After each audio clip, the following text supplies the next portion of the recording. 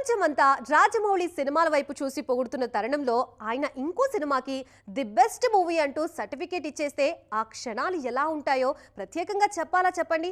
Tourist family team ఇప్పుడు అలాంటి క్షణాలనే ఆస్వాదిస్తోంది. తమిళనాడులో రిలీజ్ అయిన టూరిస్ట్ ఫ్యామిలీ సినిమాను చూసి పొగిడే వారి సంఖ్య రోజు రోజుకి పెరుగుతూ ఉంది.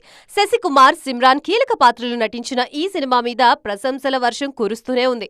లేటెస్ట్ గా రాజమౌళి పెట్టిన ట్వీట్ సినిమా యూనిట్ కి మరింత బూస్ట్ ఇచ్చింది. అద్భుతమైన సినిమా చూసా, మనసును కదిలించింది, కడుపుబ్బా నవ్వించింది. సినిమా మొదటి నుంచి చివరి వరకు ఎంతో ఆసక్తికరంగా సాగింది.